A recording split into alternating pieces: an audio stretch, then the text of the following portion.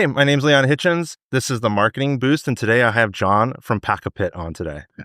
Good to be here. Thanks, Leon. Like I said in the start of the podcast, we've got some history. I've done some mentoring. We've talked a lot. I've seen your journey from when you won the geekdom money all the way to actually like building the business and everything. For the listeners, though, I want to like rehash that and also just kind of hear the start of PacAPit and how it's all kind of got going. Sure. Yeah, I'll back up a little bit even further than that. So I come from the tech sector. I was with Apple for a fair amount of time, about 10 years, and then with an Apple reseller for another 5 in New York, and then a Blackboard, a learning management company out of New York, and doing that. Then we opened a restaurant, and that's when I became an entrepreneur and understanding that process. That was in 2013 after Hurricane Sandy. Opened that restaurant, got that process going, found some very good success in doing operations and some efficiencies in back of house and getting the business doing well. Took that, realized my parents were getting older and I wanted to spend the last years with them. So we moved back to San Antonio. This is where I'm from. Oh, so San Antonio native. San Antonio native, Love yeah. that. I didn't grow up in San Antonio, but Lakey is my home, where my first steps were on the Frio and at the HEB Foundation Camp. So HEB is this grocery store chain here in San Antonio, and my dad was the director under Mrs. Butt to start that camp. And so camping has been a big part of my life and has been an experience kind of imbued into who I am. Started that. So when we came back to Texas, I was doing some consulting and COVID hit during that time. And so my wife and I were sitting in the river and it started getting a little chilly. It was summertime, about this time of year. I was actually in June, and we thought, well, as the cypress shadows started showing up, it's like, it's starting to get chilly. Is there a way I can build a fire right next to us and we still can sit in the river? After that, it was, how do we build a fire on top of water was kind of the joke of it. And over time, we built something that really worked out well with 3 points of contact that are stable. As long as you have those above water, you can build it pretty much on any kind of ground surface. I can even build a fire right here and do that. So we'll talk about that, the littlest one that I have. But I have 4 sizes. The Grande, which is about 36 inches. That's the bigger one. Yeah. The Medio, which is a medium-sized one, has a grill. Both of those have a grill. And the Pequeño, which was my hiking version, backpacking version. And now I have a Chiquito, which I'm launching on Kickstarter. And we'll talk about that more too. Okay. And, all framing, I love the storytelling. Sure. I've always talked to you, and every time there's a story, and I love that, all the way from the roots. It's starting there and the Frio River down to Texas, and then now, on the water with your wife and everything. Yeah. It's a really good story to frame kind of like, to some degree, a little bit of a commodity, fire pit. Sure. And there's a lot of competitors out there, and we talked about it. It's the solo stoves. There's a bunch of them out there. They're just the cheap ones. Like what makes your fire pit different? Yeah. And you've framed it a little bit, but what is it? Well, really I didn't invent fire. It's been around a while. I didn't invent the fire pit. That's been around a while. There are effectively 3 categories of fire pit. There's the burn barrel, which is a solo stove style. When I was in high school, there's a regasifying. They're very efficient and they work really well. And you can scale those back and forth, and those are pretty cool. But you don't see the fire. And so you see a burn barrel. And so we imagine in New York, people would set fires in oil barrels and watch that. They seem to, classic dystopian future things. Yeah, it's fine and it works, but it doesn't really do. Particularly around children. Children don't see the fire. So they see there's a very hot thing, and I'm going to touch it and do that. So that's one category. Another category is kind of the pan style that you can get at Home Depot or Lowe's or other places that are just kind of that upside bowl. Right? Yeah, the dish. And so those are wonderfully good at mosquito trapping and rusting out, and over time. There are some really well-made ones that are made out of end caps for oil field, and they're really nice, and they work in the capacity that they need to work. They're bulky, they're heavy. So the burn barrel is bulky. You're transporting air. The heavier one is the bowl type is also bulky and either very heavy to be able to take the water, or very cheap and they rust out and they have a problem on that. They're disposable to a large degree. And then there's another category where they're collapsible. There's probably a 4th category in the sense of box styles are starting to show up. So Brio and some other companies like that make something, but all of them don't look like a campfire. My biggest competitors are rocks. Rocks have been around a while, and people put their rocks around their fire pit and have something that looks really interesting. What I do, there are flat packing types, and so PacAPit is a flat packing type that assembles together. I've got one here. We'll go ahead and put it together here in a second with 3 points of contact. So rocks being my competitor, this is the smallest one. So this one's we're doing on and launching, this is the one on Kickstarter. This is the one launching on Kickstarter. It ends on the Kickstarter campaign ends on August 31st at midnight or 11:59. Okay, so there's still if you're watching this, there's still time. Like you can get your fire pit. So doing that. So this was designed to be, for backpacker to carry it around, very easy to carry around. This is a complete fire pit right here. They all are the same size, so 3 individual points that are tab and slot. What makes mine different, and again, like I said, my competition is rocks. I built this with the idea that it looks like stones that you would gather and put around. And so it has that aesthetic of a campfire. Okay. The triangular shape, there are several factors. One is it's stable. So if I put it here, it's always going to be stable. It's always, if it's an unlevel surface, I can find one point and level it out. And it works out really well. The ability to put pan on top and cook on it, 3 points of contact, it's always going to be stable. It finds its home really nicely. I've got something here I'll show you in a minute. This is a fuel that's no longer made, and it's a gel fuel. Yeah. So what I wanted to do was create something that allowed for multiple fuels to work out. Putting that in, the different types of fire pits are also like jet boil, but they're not really fire pit. They are a burner. Okay. And so you're carrying your stove, but this fuel works really nicely. It looks like clear toothpaste. It doesn't even look like it's going to burn, truthfully. It doesn't. Like I've seen it before, but every time I'm kind of like, is this really going to burn? Yeah. So it's a chemical reaction. It's all organic chemicals. It's a diethylene glycol, which is a chemical strain, but it's not man-made. It's just the way chains are. So there are different types of that, and then fumed silica, which is sand. Okay. So it's combustible but not flammable. And the difference between the two are paper is combustible. Okay. Fuels like sterno or gasoline are flammable. They tend to burn very quickly. They put off a gas. This one doesn't. But this one actually burns a bit hotter. I don't know if you see it on the camera? Yeah, you can. And it burns at 1,350 degrees. Oh, wow. So we can put... Perfect for cooking something. Yeah. So I can even put a pan on here, and I'll put a little bit of water in just for kicks. That's icy water. We'll just see what it does as we talk. So it's going to burn. It's still burning on that. And we'll see what it does as we talk. So being able to boil water. Yeah, I can see it start to... Yeah, there it is right there. Go.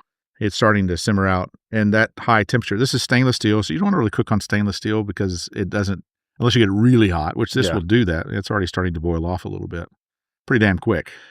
So you've got the Kickstarter going. You've sold some of the other parts of the bigger two. Essentially, you're selling those right now on your e-commerce.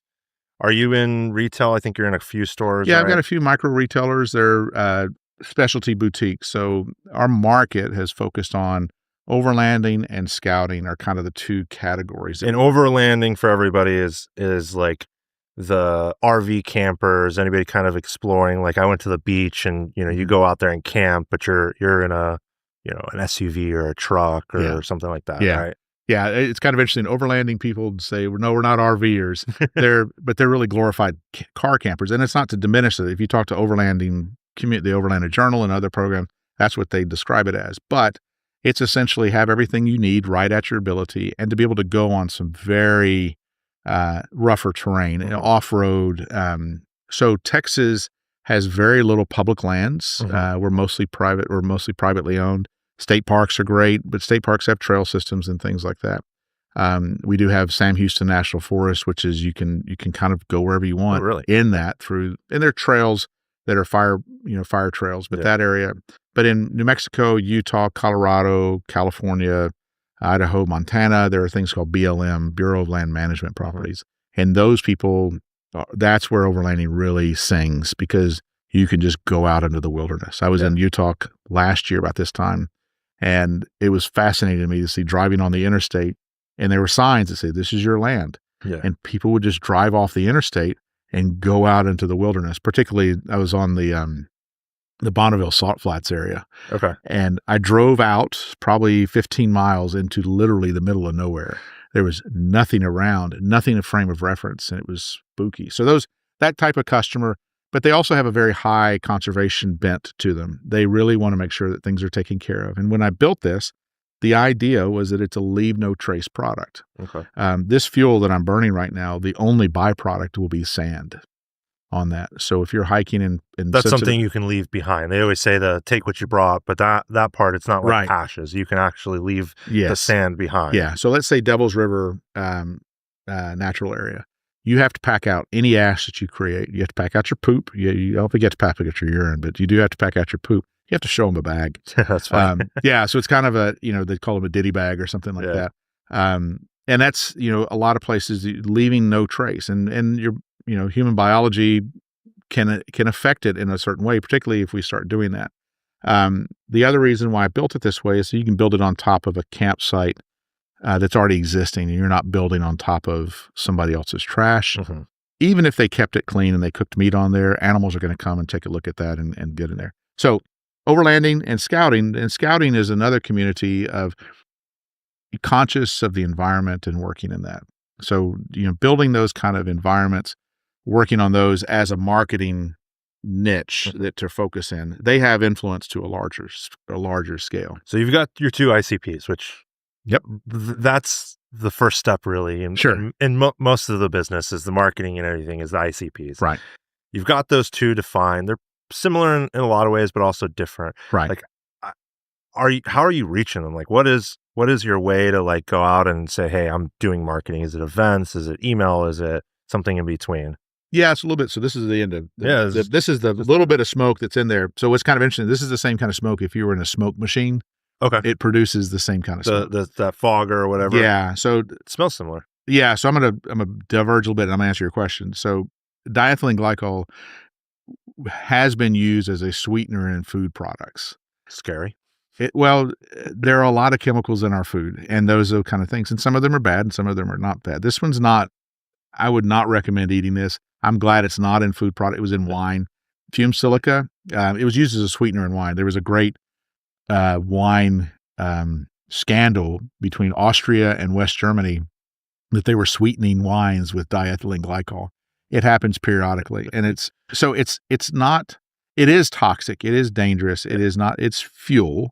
So don't eat it. Don't drink it. But you're not going to do the same normal stuff. But for what it does, but it's not poison. That it's if you touch it, it's going to hurt you. So in doing that, what's kind of cool about it is that fires out, and there's my sand. Yeah, you can touch it and everything. And it's just sand in that. So anyway, so back to your how am I reaching my customers? So those customers have a very good profile. Leave no trace is a component to it.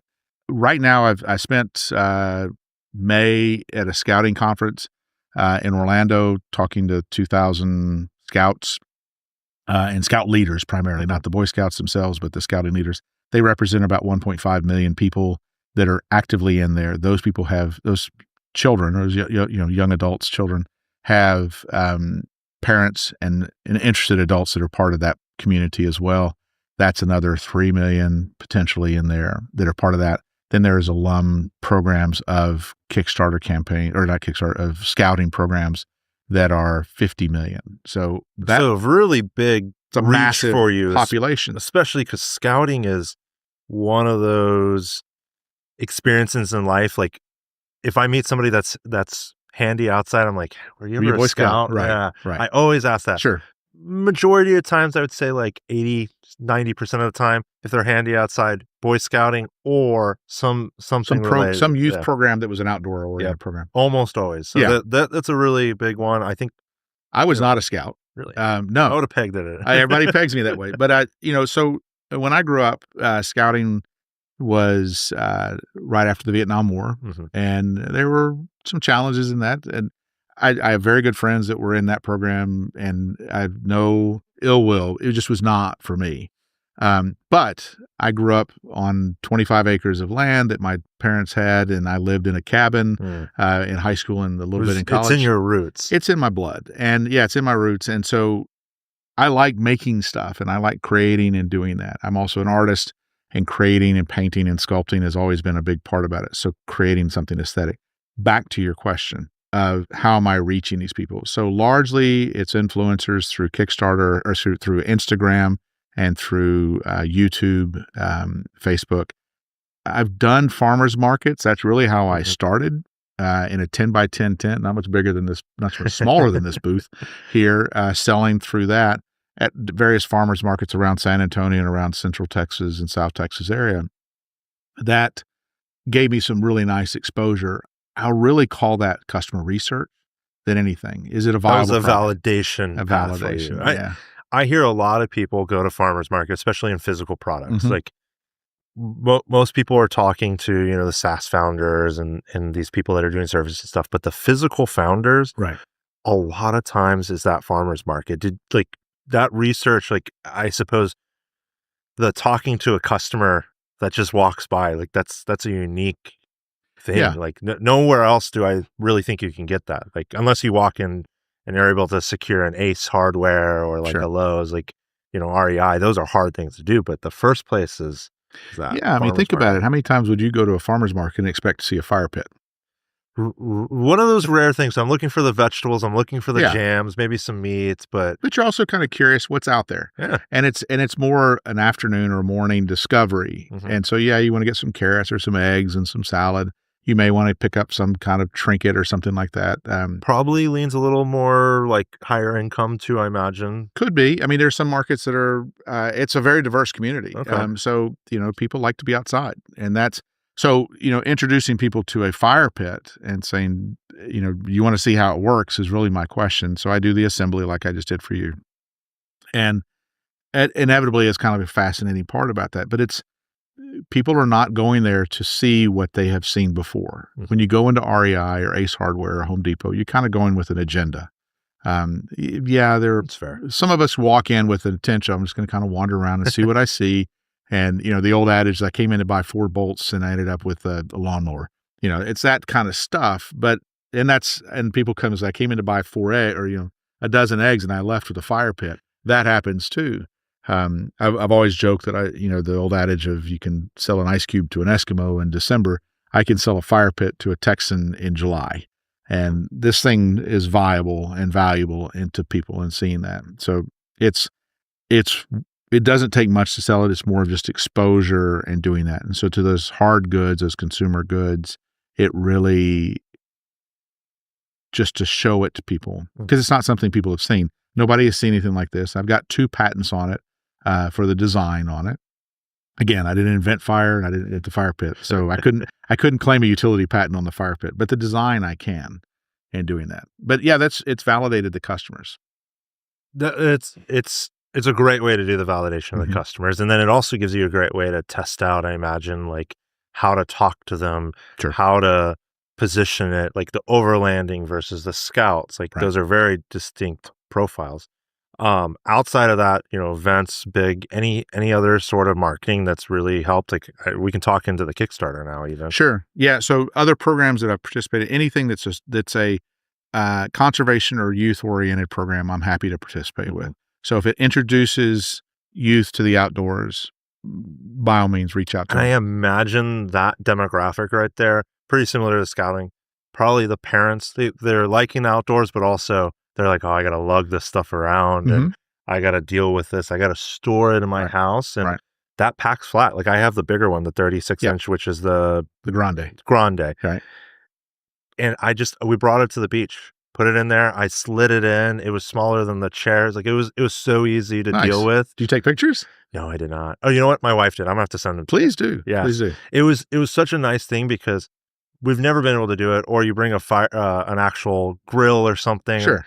And you're transporting heavy air, and it's so heavy and it's such a hassle to do. And packing everything in a car, no matter how you do it, and we have an SUV. There's just not enough space. Right. No matter what. And, you're going for a few days. So having something there, you have an inch of width. You can pretty much squeeze that anywhere. It is so flat, and then it pops up, and like the first thing everybody said was like, "This is a lot bigger than I expected." Yeah, like I'm kind of impressed. Like, and then when we took it down, they were like, "Okay, that's really nice." Like the sand didn't do anything. I wasn't worried too much about the seawater. Sure, like it was a good experience in that, and then the leave none because we're in a state park, so we have to make sure we pay attention more. Did you go to Mustang? Is that where you went? Yeah, so we went down to Corpus Christi, down in the Mustang, and like love it. There's no cell signal. You get to escape from everything and do it. That's like the type of people I think of all the time. I see them. They've got the pickup truck, and they've got the little camper on the back. Yeah, and those are overlanding, and it's a very gear-centric community. Yeah. It's a lot like golfers. It's a lot like other people. They like the cool stuff, and I imagine it's a big economic footprint too, right? Yeah, 6.8 billion in that community. Huge. It's massive. Yeah. So even if you take a small slice, a couple million a year, like that's a huge push. Well, I'll take a couple million a year. It'll work. It is when you said out of the cell phone part, I'm going to grab your phone here for just a second. This is what we use as our social network now. Yeah. This is the original social network. Mm-hmm. And it's when you can get away from the screen, doesn't mean that that's bad. I'm not disparaging, because I use it a lot and I spend a lot of time on it. But having the ability to sit and be at a fire, you did something when I started this fire, you looked at it and you spent some time and we were talking over fire. There's some value to that. And if we can teach children, the next generation, that this is something that they can build, they can assemble, and allow it to be non-impactful to the ground, I think there's a story there that they can continue on and doing that. So having that experience that you just described, that it was easy to put up, it was bigger than you thought, it provided for your family something interesting, and no cell phone signal. So it wasn't, we're all sitting here looking at our phone, but we're enjoing time. Yeah, the kids love the fire. They like to help put it up. They, how do you dispose of it? We had they're like fire bags essentially. Sure. You just put them all in there. Right. But all those experiences is like normally you don't do that even anywhere else. Like if you put a fire up anywhere, it's like, okay, great.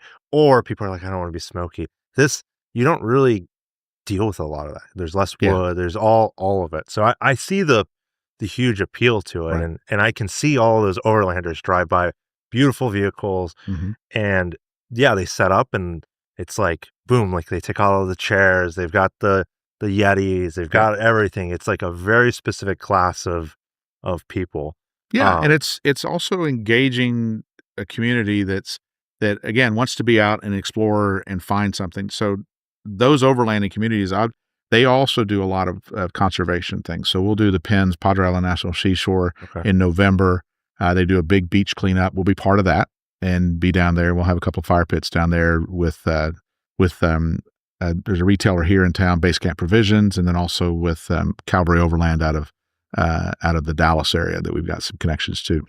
So I'm now like full circle. I'm seeing that the influencer way is the best and easiest way, because you could run an ad today for fire pit, but you're going to be competing against Solo Stove. You're going to be competing against that other competitor. There's a bunch of them. Like it's a harder thing to like look at an ad and go like, oh, I want this one or that one. But on an influencer basis, it's like, I'm going to show you how easy it is. Right. I'm set it up. I'm going to, put the fire here. I'm going to break it down and put it away. Right. That with the storytelling, I imagine, is a really good pairing to build that brand. And then, that one pushover, it's like, okay, hey, let's run some ads. Like we're in a retailer, or we've got enough notoriety out there. Yeah. And it's, as a solopreneur on this thing, solo, entrepreneur, engineer, those three things combined together. As part of that opens up a challenge to how do I do those things? And budget is always the issue. And it's always the problem with marketing. I haven't invented the problem with money either. That's, that's been around for a while as well. So finding those influencers, those who are interested in participating, and it's not so much that they're not interested, they're bombarded with, hey, come look at my product. And it was interesting. I was looking on my Facebook handle this morning as I was coming in, and it popped up that I'm a digital creator now and I didn't put that on there, on my personal one. It's like, how in the world, and so it explains why I've been getting these hits of, hey, we love what you're doing. Come look at that. And it's probably largely because I produce a lot of content for this on my Instagram, personal Instagram, the professional Instagram, my Facebook. I've got 3. Have you seen success from that sort of content, or is it kind of like a necessary evil, sort of like? I would call it an evil, but I would call it I don't have enough traction to say it's measurable to say I've had success. Okay. I don't think it's a failure at all. It's a product of process. So, you got to keep working at it. You got to keep chipping at it. And I've always taken the attitude of make something, it's going to be broken and it's going to be wrong and it's not going to be working correctly, but then you'll learn from it. If you do nothing, I mean, Wayne Gretzky says you miss 100% of the shots you don't take, that type scenario. Keep producing something. In marketing, that can be dangerous because you can produce crappy content and then your name is associated with crap. You never upgrade it and take the steps. We all see it out there. You start a little bad and then it progresses better. But then you occasionally see the one brand where it's just like, wow, they haven't gotten better. Well, or even people see an old ad from a long time ago. I mean, how often do we talk about Coke and new Coke? That was done in '88. That was before probably most people you're listening to this podcast were born. Actually, it was '83, and I worked in the radio station. I remember when that came out. I was like, "This is awesome," and then I tasted it. It's like, "This is terrible," but people still remember that being a big blunder. It's just like Fruit Loops. 2015, they got rid of all the artificial dyes, and nobody loved the taste of it. Everyone hated the muted colors. They ended up doing big marketing push and having to roll it out again. Right.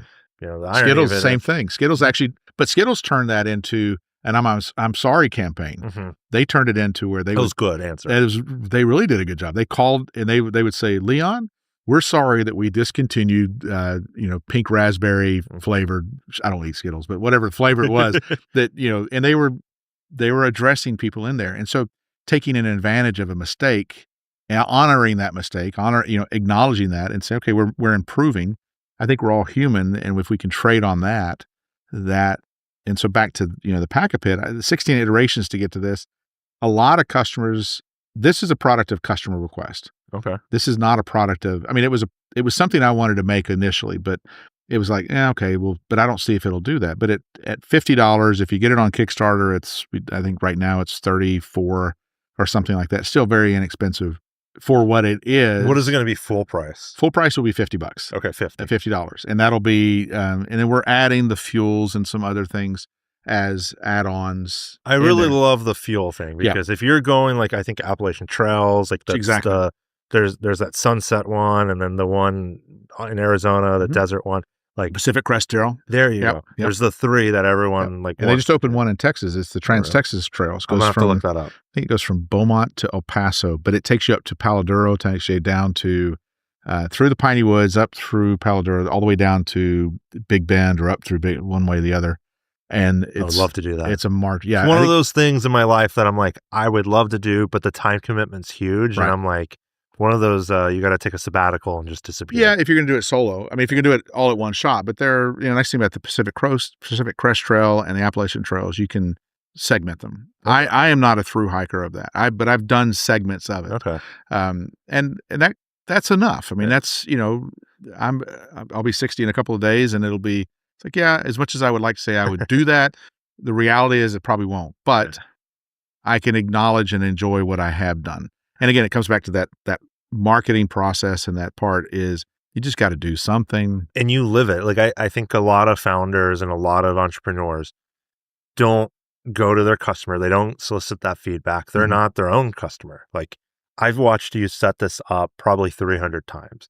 You've got it down to a T, and your pitch is so good. Wow. Everyone comes around, and it's just like that social network. And there's always one or two that are like, okay, this is kind of cool. Sure. And then they walk off. And then there's always that one person that's like, oh, I want this. Sure. We do this with my family, or there's always something. So I definitely see it. Now, on the Kickstarter part. Yeah, let's talk about that. You've got the Kickstarter going. you've sold some. Like I want to hear like, well, how did you get to Kickstarter? Oh like, my gosh, that's always a fascinating one because Kickstarter is their own little beast these days. Beast is a good word. It can be very friendly, and it can be something you want to pet around, and sometimes like it leaves turds everywhere, and like how do I deal with this? It's all those things. We started again as a solopreneur building this thing, doing it by myself, and you and I've talked a number about this, and I've talked to lots of people about this, and finding somebody that can run with this show and say that's your bailiwick, that's what you're going to be focusing on, and that's what you're going to be the best at. Finding on a Kickstarter campaign, finding someone that can own that, that in its own right is its own product and package, and doing that. There's a whole relationship to doing that. So John Garcia helped get that started, and he's my product manager for this to get that ball rolling, and has done a very good job of doing that. I love the photography. He's done a great job. I saw all of that, and I was blown away just at the setup. Like Kickstarters are they're almost like a piece of art. Like they got to look pretty to the community. It's presentation, it's marketing. It's like, this is what it is. And, fortunately this is a beautiful product. I'm very pleased with the way it looks. So it photographs well. It's a very photogenic product. It's not a jar of something. It's not a can of something. It's not an ethereal product that is software that you really don't know what it is other than imagery and, trying to draw something. So video demos. yeah. And so those, but those things work. So Kickstarter, going through that Kickstarter campaign and driving that, was what's the message we're trying to communicate? So what's our market? So for this thing, defining our market is the ultralight hikers, minimalist campers that we've tried to follow that. It has broader appeal. I've had people getting this and they're saying, I'll put a citronella sticks in here. Now I've got something that's kind of a cool looking citronella part. People are starting to marshmallow with these things, getting the marshmallow on the tabletop, where we just did a tabletop here, and to be able to roast marshmallows quietly. Some of the videos that I've produced in the past week have been in my backyard with my grandsons and just settling down and just being at a campfire side. And that's in my backyard. I don't have to be on a trail for this kind of stuff. But at 85 grams, under 3 ounces, it's exceptionally light, takes up no space, being able to pack it in. So being able to communicate that story to Kickstarter. Now, when we rolled out Kickstarter, we got declined on the initial push out, because they said, well, you've been making this product. Well, how's it different than anything else you've made? Well, weight is one thing, but we weren't conveying that really well. So I will commend Kickstarter in the way that they responded back. They were very responsive. Once we made our corrections and adjustments, they approved us within 10 minutes. Oh, wow. So, reasonable. Interesting to hear that they've got a filter system these days. Like for a long time, anybody can kind of launch, but So we've sold about 800 of these things, of the bigger ones, different, the different flavors of the bigger ones, in all 50 states, 17 countries, 6 continents. The old joke is we're trying to figure out how to put Antarctica in there, but there's not much firewood in Antarctica. But getting that, so they saw it as it's the same design. And so I've talked to a couple of attorney friends and other folks that say, as long as you adjust it by 3 to 5%, you could call this a new product. And so obviously we went from 3 pounds, 4 ounces being our lightest one to under 3 ounces being our lightest one. So that's a big change. This one does not have a grill. I don't think I'll have a grill for it because it's just too. Yeah, I love that little plate, especially if you're just out, you have that in that plate. Like, right. You could do so much. Yeah. So I've got that. And then as one thing about Kickstarter I didn't know about, but we could do, is that you can do add-ons. So this has been seasoned. That's why it looks kind of it's the best way. That's how I know when something's been like seasoned. You see it and it's like, oh no. So this is called a paella pan. So paella is a standard. And when I built PacAPit, that was the thing I wanted to work it on. I have a smaller one that somebody sent to me from Spain. A friend sent me. It was tiny. It would not fit in there. So it's like, there's got to be. So they make paella pans in lots of different sizes, and we've got these, and I can get these, and these will be an add-on, but that'll fit really nicely on there. And again, to cook into here, I can fry an egg. I can cook bacon in here. There's machado, which is a shredded beef, Mexican shredded beef. That's dry. It's like jerky, but it's been pounded to where it's almost like cotton candy texture. So making that into a stew or into rice, adding some dry ingredients that you can do that. So you're not eating crappy bag camping food. You're actually cooking something pretty interesting on this.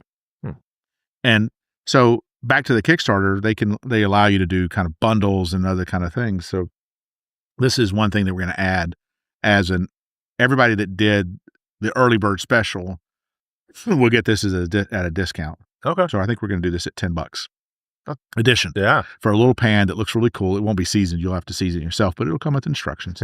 But it fits, nicely on that. And it works really well. So again, you can have a campfire experience. I really like that little pan. Like I could see a lot of uses. I also like the idea of the citronella in it. Mm-hmm. That was just like, it blew my mind there for a second. I was like, oh, I buy those stupid citronella candles all the time. And so you have something that's, you don't have the candle, you just put the incense type things in there. I have friends that put incense in here. They have resins that they've done that with it as well. So this fuel works really nicely, but you can do a charcoal fuel that, like for hookah and things like that. There's a charcoal fuel that works. This will also burn wood, burn regular chunk charcoal, smaller versions of it. I like that. Really efficiently. So on the Kickstarter, you guys have been selling. Is there any other promotion outside of like Kickstarter? Like I've seen all the emails. I love that you guys have been doing email marketing. Well, thank you. I think that's great. And then I've seen the social media. Anything else like to push the So I'm doing a lot of podcasts. So I'm doing this one today. Yeah. So I appreciate you thank you for inviting me to do this. I did one with my patent attorney, what's called Perpetual Motion. Glenn's out of Austin, and we'll Colin. Put that in the show notes too. Yeah, and Collins, but I don't think they're going to come live until maybe October, so it'll pass the Kickstarter. But we're promoting it as much as we possibly can, press releases, trying to get as much traction on it. We've had some good traction. We're at over 35%. Okay. Not even a week into it, which I would like to have seen us hit our goal ahead of time. But there's still some room to hit that goal. Yeah. And so it's, again, you keep trying, you keep pushing at it. And like you said, people will gather around this thing and not. I still have customers that call me a year later and say, I saw you at such and such, and it's been on my mind. So I wanted to get a PacAPit in doing that. So this has some mental stickiness to it, and trying to expose that out. And people begin to say, well, I could do this and I could do that with it. And it's interesting. I mean, people use them as planters. I find it fascinating. When I mention you, they're like, oh, John, like so many Johns. And I'm like, he's got PacAPit. And they're like, I'm like, who always set up a fire? And they go, oh, I love that little device. Yeah. They were like, that's such a cool thing. I've always thought about buying it, and then I don't. Sure. So like there is a uniqueness to it. It reminds me of when Solo Stove kind of hit the market, where everyone was like, oh, I love that. And now they've kind of like waned, but there is a stickiness to like these unique designs. And it's just, it's such a cool thing, especially when you see the influencers start to pop up. Like I went and watched some of the videos of other people, and I was like, they make it look much cooler than I could ever. Yeah. And but the reality is you're looking at it from the outside in, and as you're doing it yourself, you're like, oh, I'm not as cool. But somebody else is watching you. You're like, this is really cool. Like when you set it up at the beach, people were like, oh, that's really cool. Yeah. One of the other families we were with, the guy was like, hey, I want to use that. Right.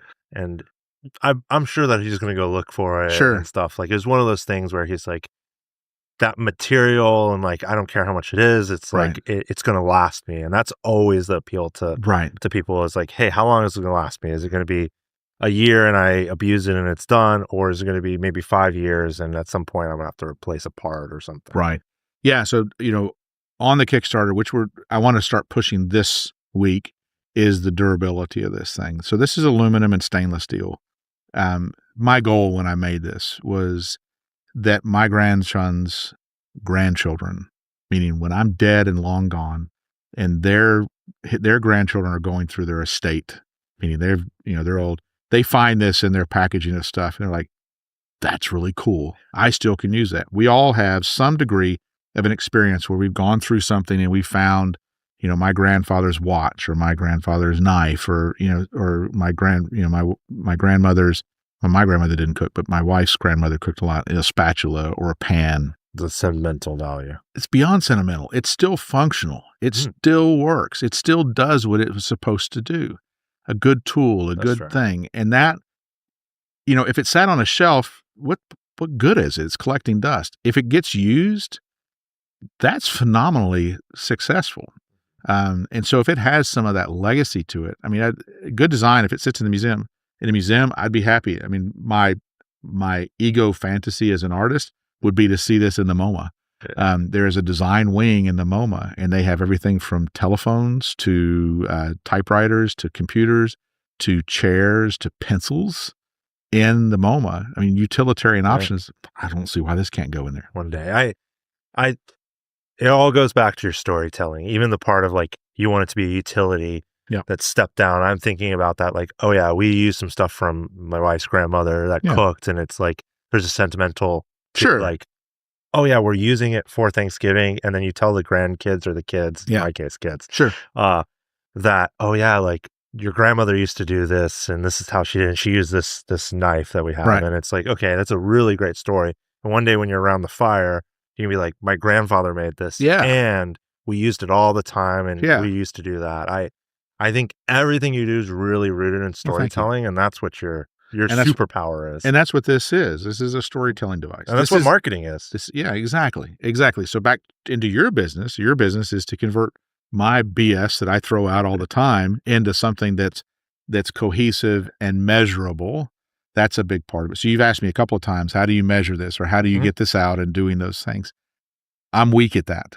And so finding an individual like yourself, and you've been helpful with this GAP program here at Geekdom and providing some guidance. And you got an intern from it, and I think that helped a ton, right? I'll have to, she's back in El Paso, but she's working for one more week, St. Mary's student. And she sat in a meeting, I think she sat in a meeting with you and came up with an idea that diverted. It was for Coachella. It was for Coachella and those people, but it was also the idea of the trail, the road, and the home.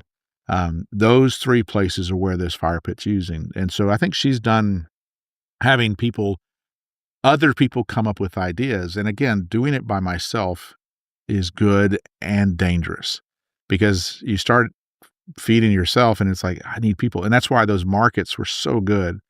I would not have invented a grill if I had not talked to customers. I would not have invented a bigger size or a smaller size had I not talked to customers. This one was, again, kind of on my radar, but this was the last one I've developed.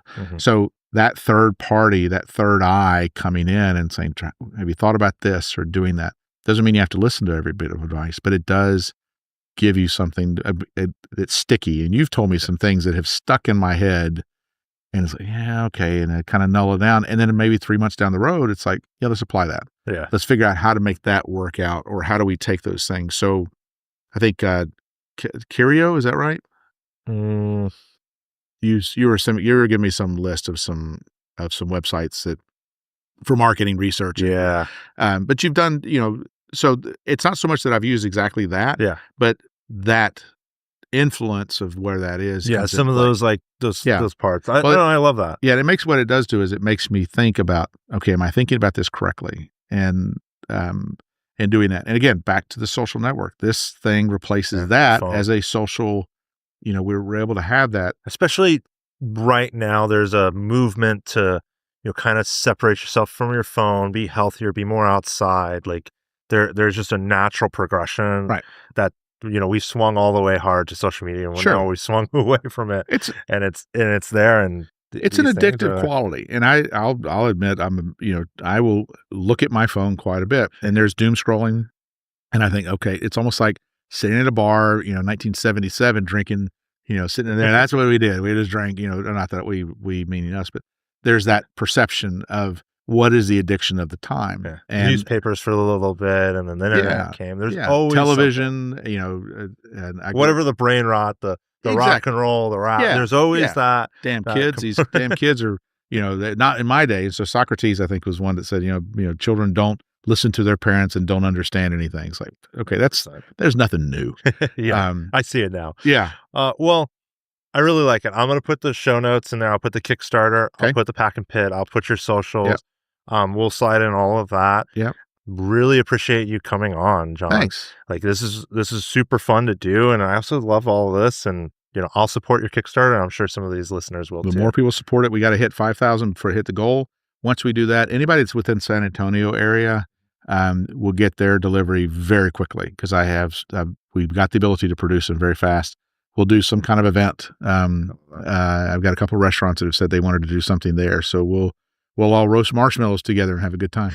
I love that. Thank you so much, John. You're welcome. Thanks, Leon.